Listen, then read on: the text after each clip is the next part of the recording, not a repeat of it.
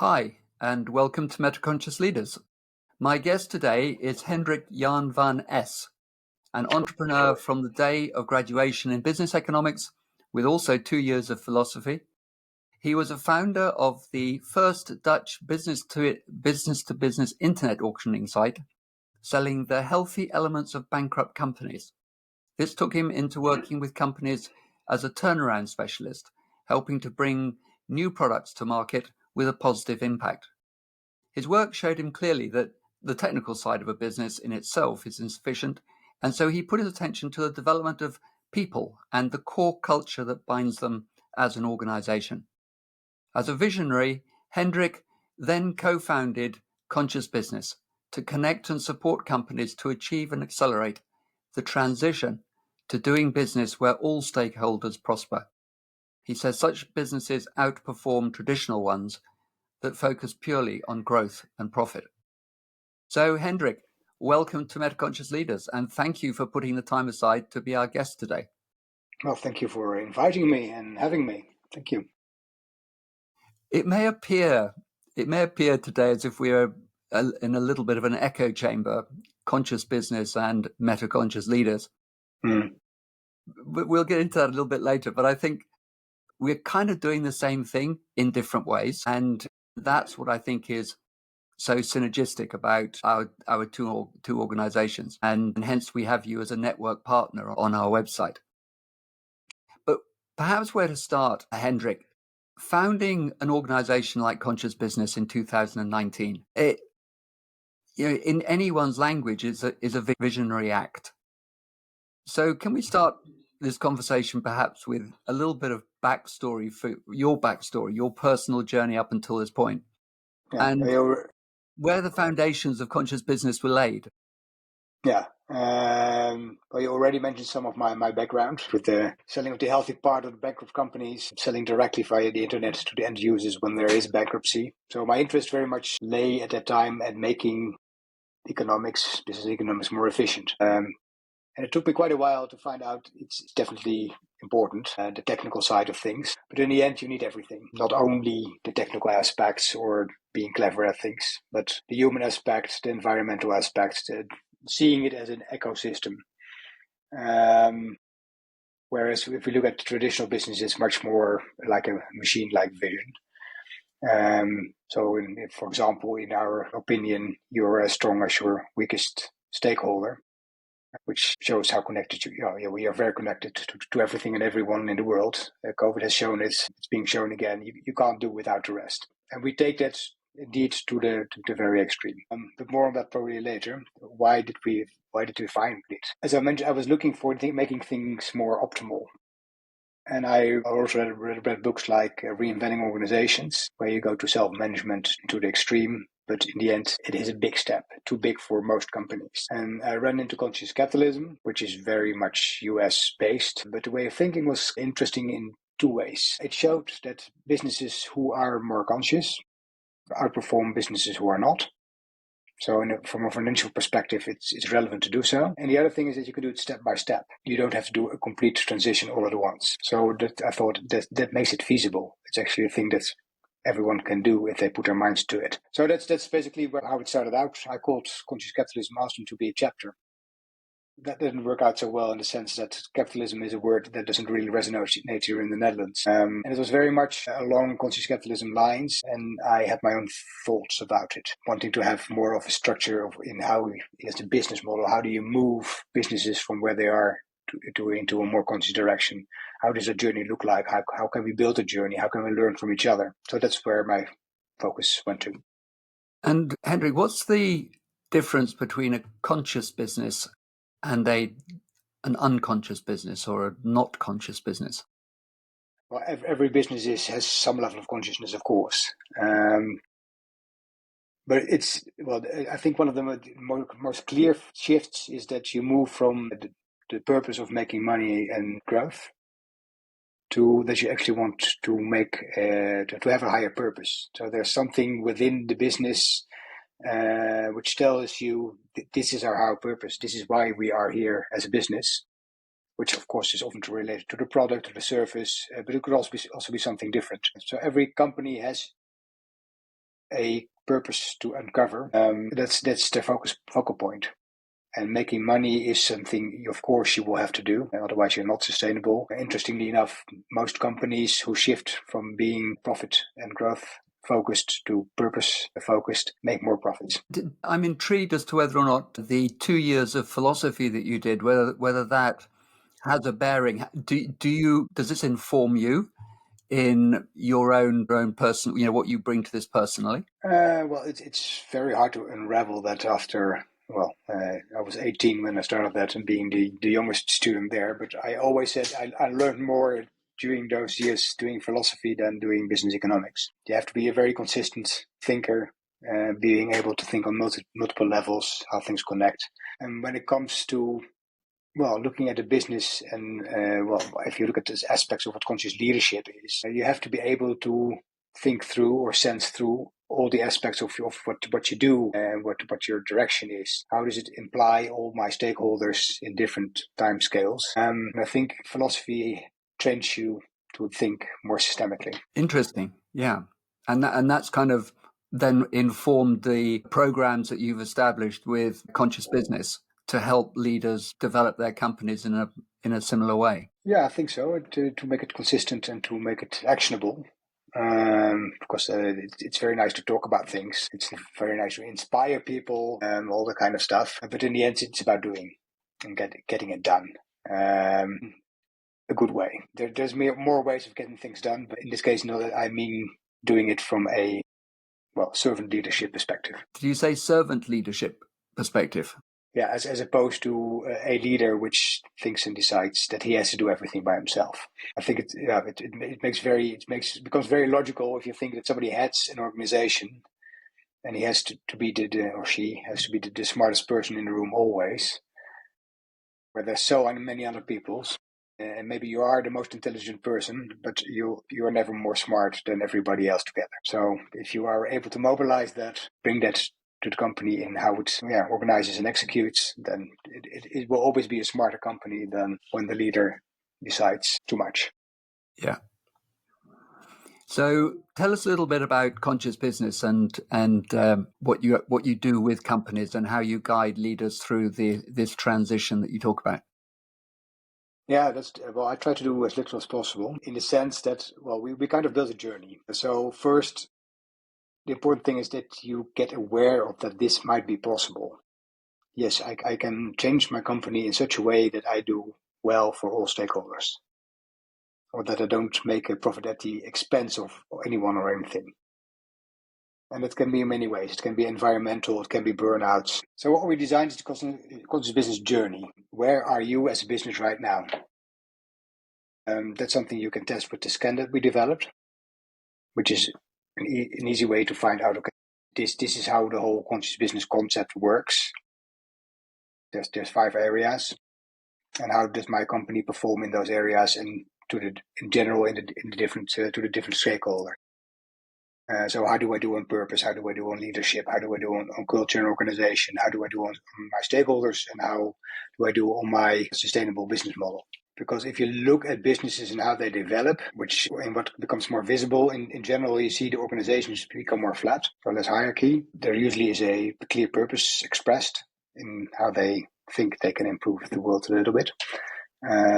What you typically see is that they get more sustainable because purposes are always something good. That means that you always move towards a more sustainable direction. If you want to do well for all stakeholders, that also means that you have to serve them in the right way. That also is, I think, one of the important aspects for what conscious business is. It looks the other way around. So it's not so much what do I get out of my stakeholders, but what can I offer them?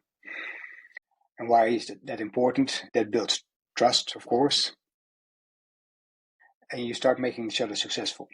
So they are going to make an effort to do the same for you, which means if you have all your stakeholders on board in that way, you can imagine that your company is much more versatile, much more resilient, much more innovative than you otherwise would be.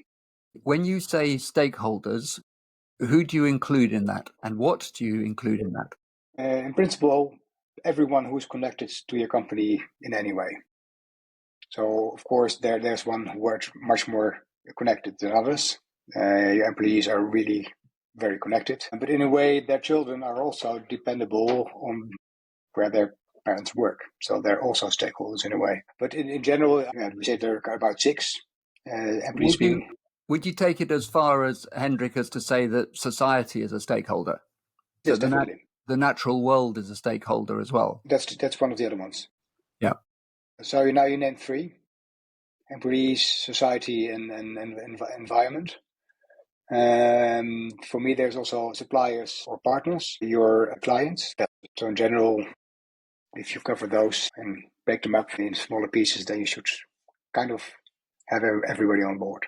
But to finish what conscious business is, it starts with the scan. You can see where you are. You can read about how the model works, how you have to go through all these 5 pillars all the time to keep moving up. You're never perfect, but you can get closer all the time. If you have an idea of what that looks like, we talk with these leaders, of course, and then we also make it tangible for them. What does it look like in their company? And when they have that, they can start making a plan. In the Netherlands, we just have a book out which explains what conscious business is about with the cases and the workbook. So if you've tested where you are, what will be your logical next steps? And if you become a member of Conscious Business, you also get a PDF with this white paper. And once you have a plan, this is all the logical order. It doesn't have to be that way. Then you become a participant in a circle. So as I mentioned, I want to do as little as possible, so they have to do the work. Yes, we facilitate it. Yes, we can see options due to our experience and all the cases we've seen in other companies, but they have to do the work themselves, of course, in what could it look like in their company. Who do you include in the circles? Usually leaders of different companies. So you get a transfer of knowledge, information, points of view across different industries as well as different companies, perhaps.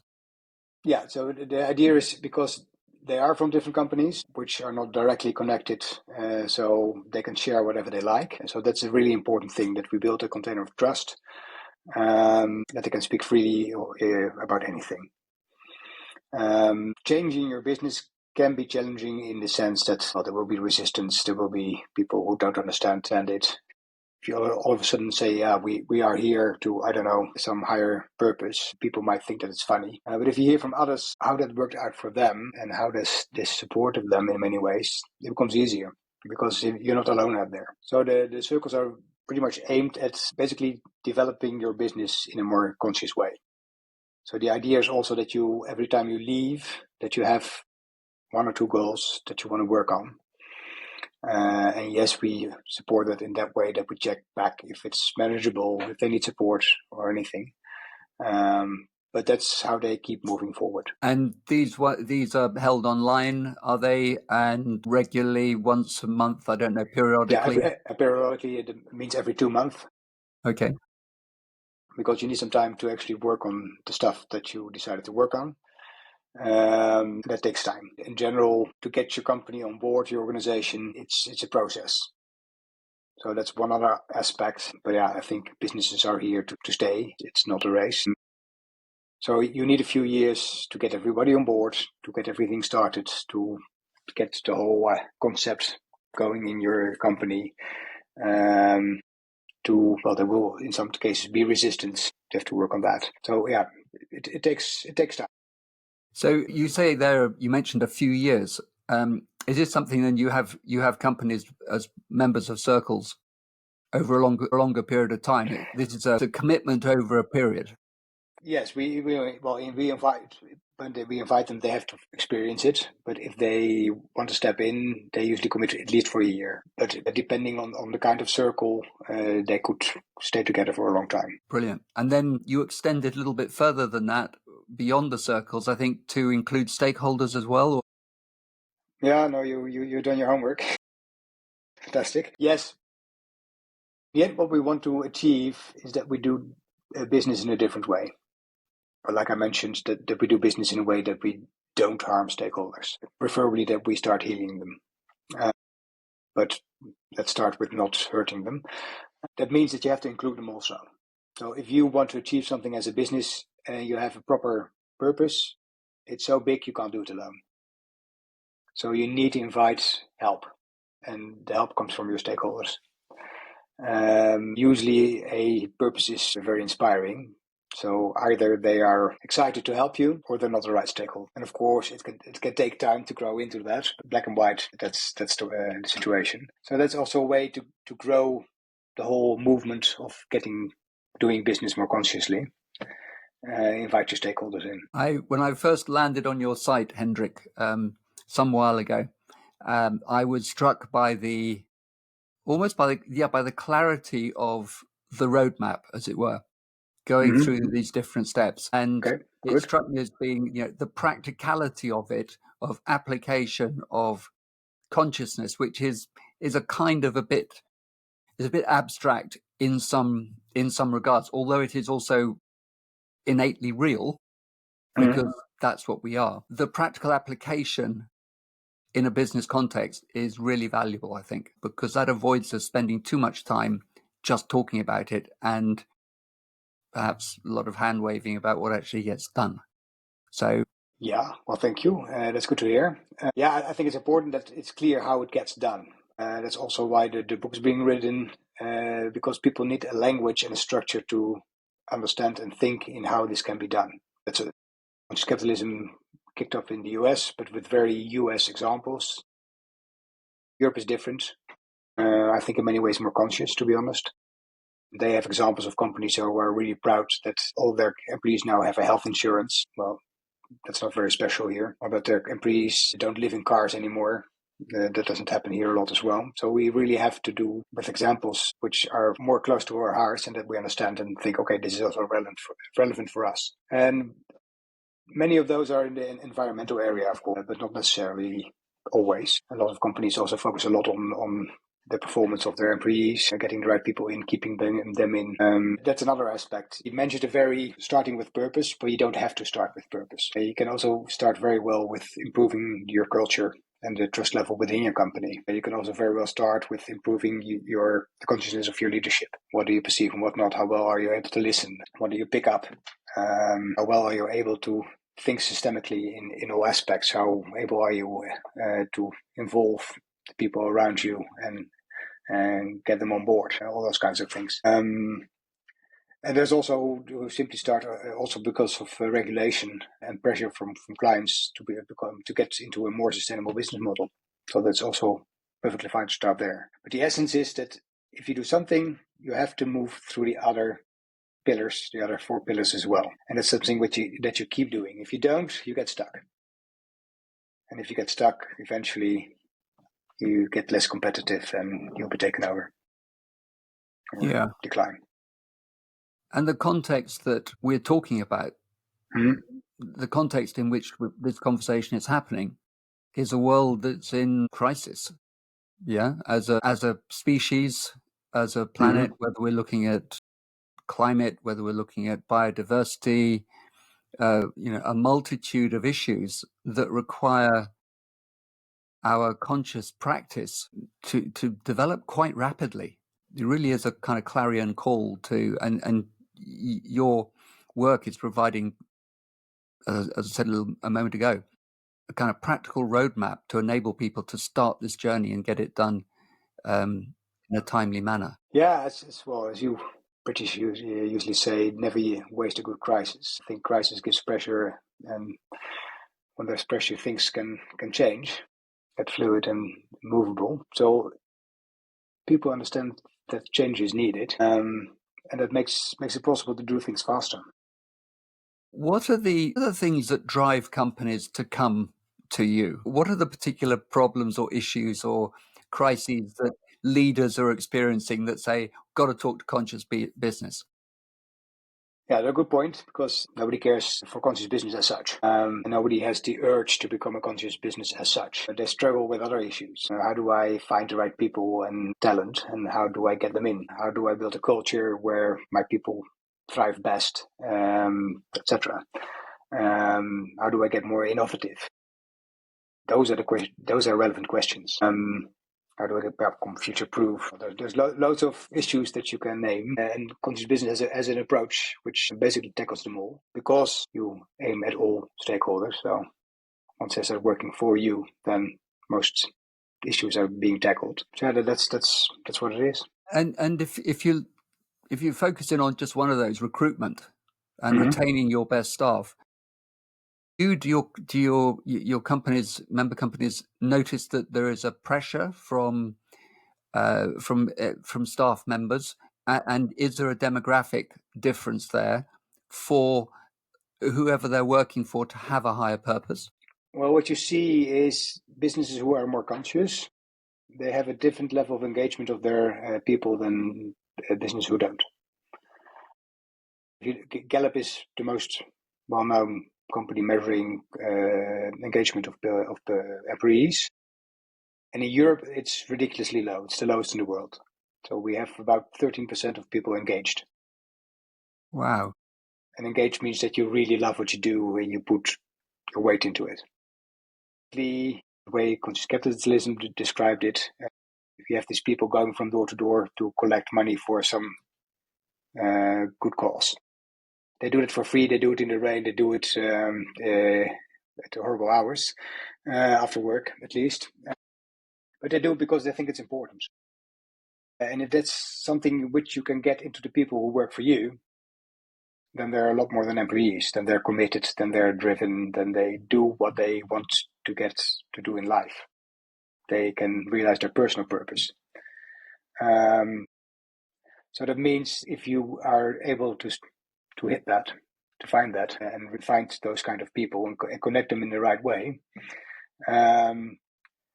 things change a lot for you, because then the engagement goes up from the 13%, as I was mentioning, to on average 70% in the conscious business, which is a totally different ballgame then. If you take it literally and you have people in a soccer team and there's only one person who really wants to win, or there's at least 7 or 8 who want to win, the technique doesn't really matter anymore. You're just more equipped to win.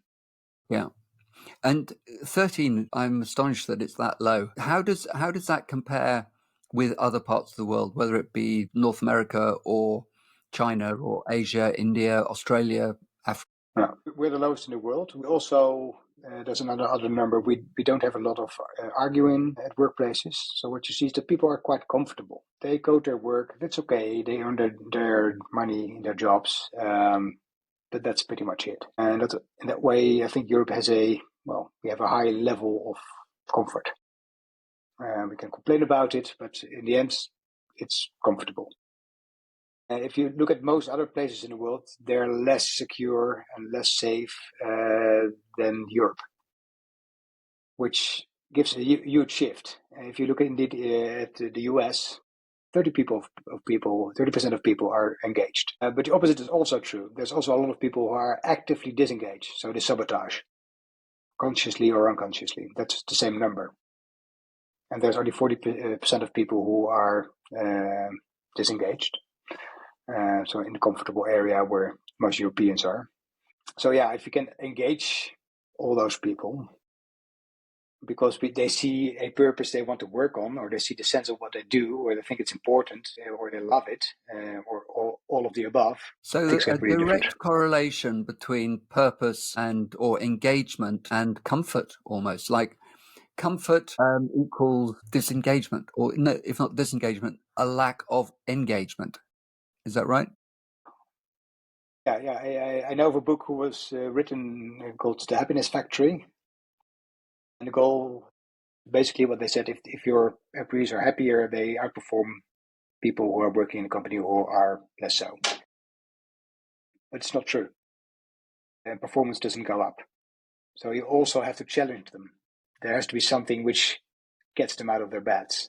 So is it... And that is, in my opinion, could that be... Right. Yeah. So perhaps the standard reason for going for a job and earning money is to get comfortable. And we can understand, like, I'm now comfortable, so actually my purpose is done, box ticked, I'm not engaged anymore because I'm okay. Whereas if the place where I'm working has a higher purpose to which I can engage with, that I can engage with, like helping society, a bigger purpose, whatever that may be, and they come in many different forms, and you've mentioned some of them, then that keeps me engaged even though I'm now comfortable. Yeah, it's good to be comfortable in material levels, and the same is true actually with companies. You have to have the baseline in order. You have to make money. You have to be organized in a certain way. All those things have to be in place. Otherwise, you can't function as a company. And the same is true for people. Yes, you have to have security, food, shelter, but you also want to be valued. You also want to develop as a person. You also want to add something to the world. But many people stop being aware of that or never knew, and they don't know how to change that. So they say, okay, actually, why should I complain? I have a nice salary. I have everything. I can go on my holidays. So why am I still dissatisfied? Because that's part of you wanting to make a difference in the world is not being fulfilled. And then you either better get your business changed and still get it in there, and that also makes the business much more successful, or you have to find another place to work. Do you find that the companies that you're working with engage their staff members across a wide base? And what do you mean exactly? On every level, you mean? I'm thinking to myself that culture goes all the way through a company, and some companies operate more top down. Others are flatter and everyone is involved. I'm just wondering whether or not you notice there is a progression or there is an increased engagement of a wider base of staff members in something like understanding what the greater purpose or what the higher purpose is for the business that they're working for. Yeah, I think when a company gets more conscious, it also gets more self-organized. Also because you have these organizing principles. Is something within our purpose or is it not? That makes it easier to decide. If people are engaged, they don't just do what they're being told. They do what they think is important within the purpose and the values which decide on the culture of the company. They involve also the right people. Listen, this is what I want to do. What do you think? So the right checks and balances are there, but it doesn't have to be a manager who decides on everything, which makes these companies much more versatile and much more complex, but also much better in solving problems, much faster and much more original. So that starts happening. So yes, it disperses through the whole company. And also, of course, also depends on the kind of company. A production company has to have some more checks and balances. So it may be a bit harder to completely become self-organizing, but there's plenty of examples of those as well. So it can be done. You mentioned their organizing principles. Can you say a little bit about them? That's mostly it's in several ways. Like I mentioned, a higher purpose is a organizing principle. This is what we want to achieve in the long run. Does this decision get us closer to the purpose, so they're like doesn't it? They're like the 4 pillars, are they? For in Conscious Capitalism, I added the sustainable business model to make them 5 because I think it's an essential thing. Especially in Europe, it's also very much a starting point. But if you start changing your product, it also changes the people, and it has to change your leadership and the culture, etc. Yeah, there was the book I wrote. There's the example of Mitsubishi elevators. They produced high quality lifts, and of course, high quality is really important to Japanese companies. It's all about quality. So if you talk about values, this is what they do. But they were really expensive. And there was after the financial crisis, costs had to go down, so these lifts were too expensive. And also they were considered not very environmentally friendly because they use a lot of steel to make them so high quality. So they either could say, okay, let's make cheaper lifts, but it would go against the principle of value, of quality, or they had to do it differently. So they changed the industry in the sense that they didn't sell lifts anymore, they sold lift movements. And since their lifts are of such high quality, they never break down. So if you repackage it, it becomes a different story, but you have to be conscious and clever about it. And all of a sudden, everything started to work for them because they also noticed these high quality lifts have parts which never go bad. So we can use them after the building is done, or that we go to a next generation of lifts. So we don't have to melt them down, we just can reuse the parts. But they also saw, instead of lift sellers, we now sell lift movements, which is a much more complicated job, because you have to talk to different levels of people, the people who develop the building, or people who start using the lift, etc. Working with different kind of people who do a more complicated job also needs a different kind of culture. So that's providing lift as a service as opposed to selling lifts. Okay. Which is more sustainable in many ways. The lifts, different business. They keep the ownership of the lifts as such. Okay. So that means also that the parts come back. In the end, you have to buy less material. So that's good for your margin. It takes time, but lifts. Understood. Yeah. So a bit of innovative thought, which probably came from some left field somewhere. Somebody came up with the idea, and the team were able to implement it. Yeah, there was a commercial director of Mitsubishi Elevators here in the Netherlands. Have their headquarters there. So somebody has to start it and has to have the level of understanding to see how that can happen and what is needed, and to also make sure that it actually happens and is being accepted on all levels. Because it changes the company from top to bottom. Is awareness of the need for and the value, the worth of conscious business, is it changing? Is it growing? Do you notice in the time that you've been doing launching conscious business pre-COVID? So you've got the COVID period, haven't you? Which was a little bit of a smudge. But have you noticed a change in this period? What's happening now? Yeah, I like to believe that this is a movement happening, and there's no way back. If you look at how we looked at environment like 15 years ago, it was not really on the agenda of 99% of the people. Whereas everybody's aware of it now, and they know they have to do something. 80% of people really want to. So it's more governments who are being slow than anyone else. So that's a big game changer. And yes, there's also still a lot of systems in place who hold it back a lot, especially financial investment sites who just want to go for the highest returns because that's what they're being asked to do. By pension funds, by everyone who invests money. So if you ask an investment manager on his job, you think it's important, well, then it's the highest return. Where if you take a walk with them with dogs somewhere outside, yes, environment is really important. So he lives a split brain life because of the system, and that also makes clear where our efforts are being aimed. It's not at the stock listed companies. The ones who change often change back because there's some activist investor who says, well, it's not good enough. And yes, at the moment, we very much live in a moment, in a period where that's happening, with the developments in the US especially. And also with the over-regulation in Europe, which also doesn't always help. If you make people responsible on a executive level for things that go wrong, they start to cover their asses instead of doing the right thing. So it's a good thing that we get a bit more lenient in Europe. And I think we need to look at the mid-sized companies, the family-owned companies, because they have more time. They have less pressure, outside pressure. They are usually already more aimed at the next generations, especially family businesses. So for them, it's easier to become more conscious because they are already closer to it. And what do you say to companies that say, well, you know what, business is tough at the moment. I haven't got enough staff to do this. We'll do it next year. Yeah.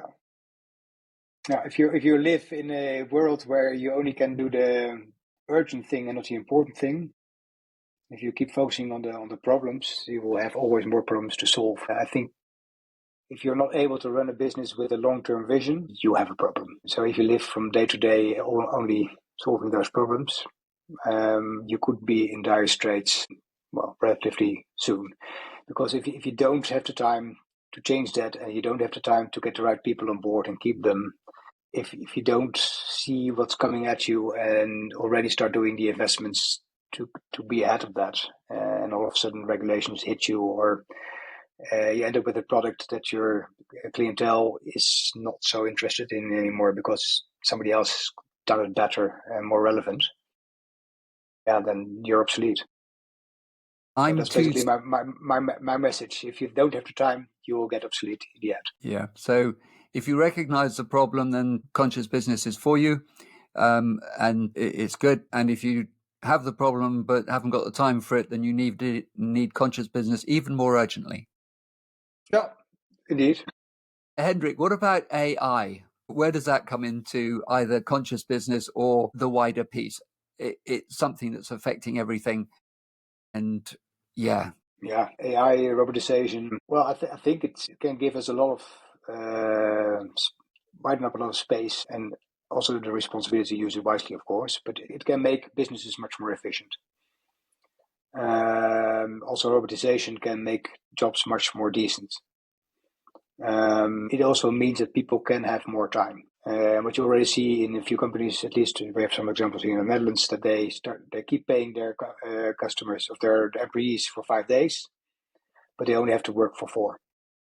So it's a redistribution of wealth and time, because the businesses do so well, and that gives people space to develop themselves in other ways, which is such a good thing. I think there's not a finite answer yet, because there's also people who really love to work and they don't want to learn to play the guitar on that extra day.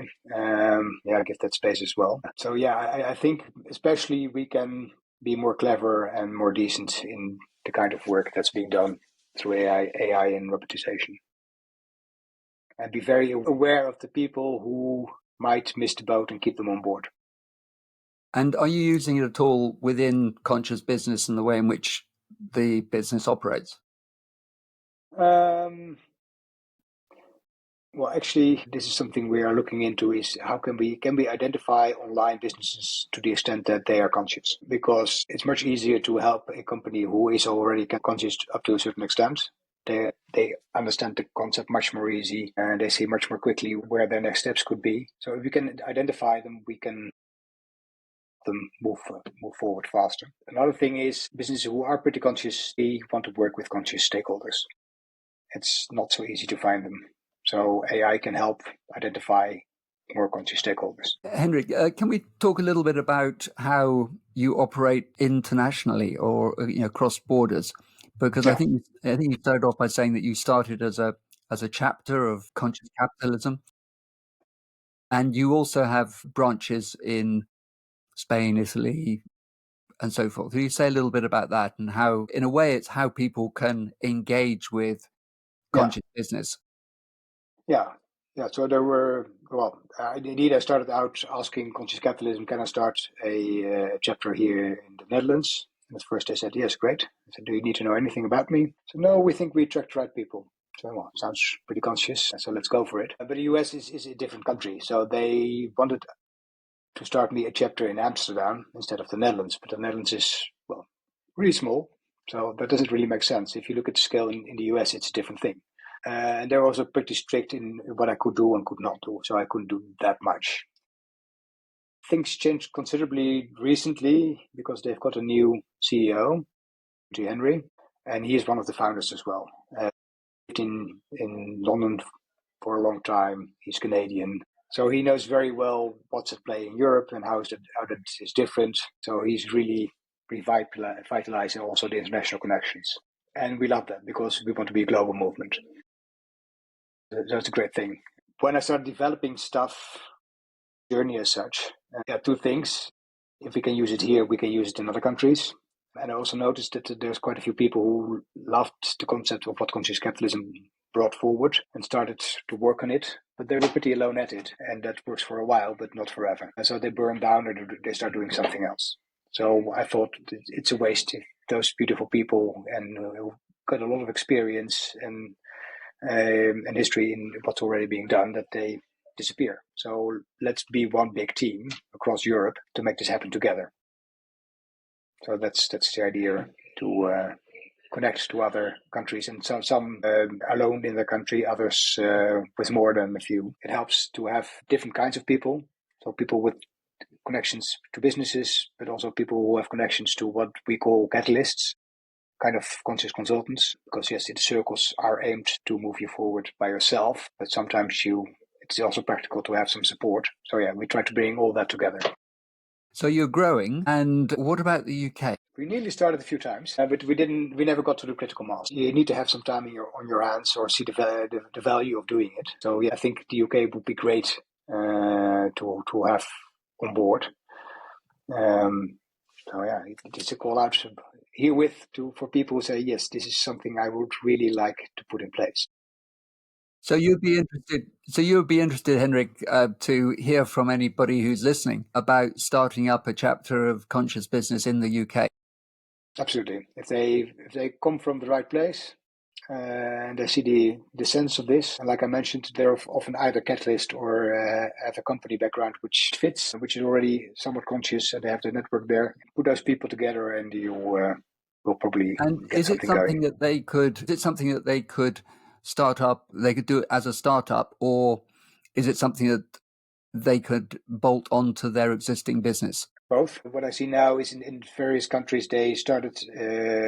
We have in the Netherlands we started the foundation, so other teams are working under the same foundation. But in Italy, for example, they started their own foundation. When it comes to the team actually working on it, volunteering on it, you get members in, and then there's also a budget that also gives possibilities. But yeah, it's often catalyst, and for them it's also potential clients.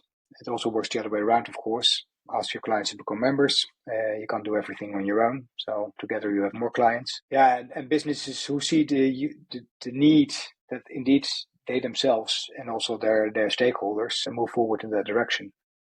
The essence of that, the importance. So yeah, that's more or less the profile. Excellent. Well, thank you very much. Really, I'm personally very appreciative of this conversation and also of the existence of conscious business, because it's the practical aspect to what so many people that I'm talking to are talking about. And so it's a very valuable piece in the jigsaw. So that's brilliant. Is there anything else you would like to say, Hendrik? I'm kind of aware of the time. And can you say a little bit about where people can get a hold of you and conscious business? It's very simple. It's consciousbusiness.com. They can subscribe to the newsletter there. They can also send an email. They can do the scan, of course, for free, see where they are and what it's about. We'll pick you up from there. So yeah, I think that's the easiest way.